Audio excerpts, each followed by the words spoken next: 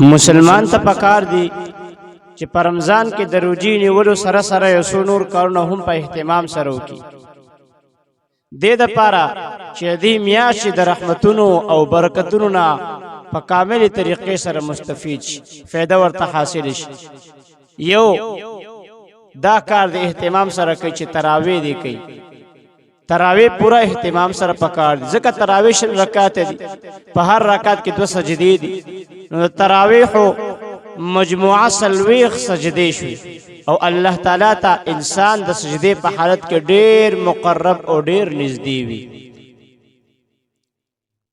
او دویم نمبر نوافل د اهتمام سره کوي.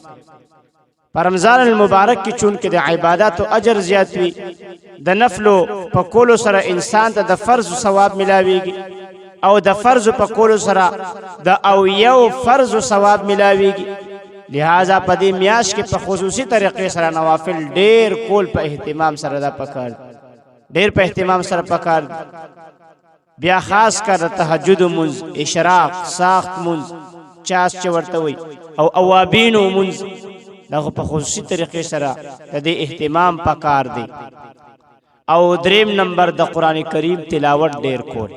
د قران کریم دې میاشت سره خاص مناسبت، ځکه په دې میاشت کې د لوح محفوظ نه اسمان دنیا ته نازل شوی دی.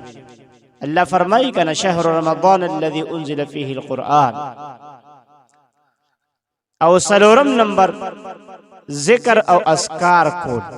په رمضان کې د قران کریم تلاوت سره سره نور نفلی اذکار، بیا خصوصا تدریمی کلمې ذکر او درود شریف ویل دا ډېر ډېر پکار دي. پنځم نمبر ډېر دعاګانې کول. په دې میاشت کې ډېر دعاګانې کول پکار دي، ځکه دا میاشت په خصوصي طریقې سره د دعاګانو د قبولولو دپاره ده. اگر چې الله تعالی هر وخت دعاګانو قبولولو وعده کړې ده، خو خصوصا په دې میاشت کې الله رب العزت په خصوصي طریقې سره دعاګانې قبلې. او شپږم نمبر ډېر صدقې ورکول.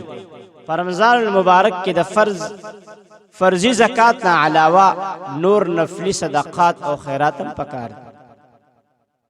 زکات نه علاوه خیرات صدقات هم پکار دي. حدیث مبارک کې راځي نبی مهربان صلی الله علیه وسلم بټول کال سخاوت کو، لیکن پر رمضان کې به دې سخاوت د تیزی هوا نه بم زیات سچ به ورتا چاروړ را بغل ورتا هغه به د مخ سره صدقه کول. لہذا پدې میاش کې صدقې او خیرات کول دا ډېر پکار دي. او اوم نمبر د ګناهونو نه ځان ساتل.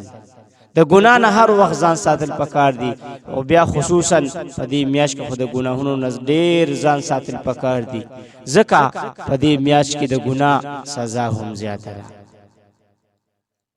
څنګه چې د نیکو اعمالو اجر زیات دی، د ګناه سزا هم زیاته ده. لہذا انسان ته پکار دي چې د هر قسم ګناهونو، فضول خبرو، فضول کارونو او فضول مجلسونو نه ځان وساتي. او اتم نمبر د غصې او جګړې نه ځان ساتل. حدیث مبارک کې راځي چې دا میاشت دا شهر المواسات دی، د غمخوارۍ میاشت ده. لہذا په دې کې د غصې کنځلو، جګړې کولو نه ځان ساتل پکار دي، ځکه په دې کې اکثر خلکو د ځان نه سم فرعون جوړ کړی وي، په وړه وړه خبره باندې خپل بیبي رونیسي او وهل ټکول ولا ورکوي. کټوی کې مالګه کمه ده، مرچکې پکې زیات دی. نو لکه دا روژه خو صرف دستا نه ده، دا خو دغه زنانو هم ده. څنګه چې زنانو نه غلطي کېږي، تا نه غلطي نشي کېدی، تا نه هم غلطي کېږي، زنانو نه هم غلطي کېږي. تم د الله بنده، هغه هم د الله بنده ده. نو په دې کې ډېر صبر او تحمل نه کار اخیستل پکار دي. الله پاک دې په دې باندې د عمل کولو توفیق را نصیب کړي.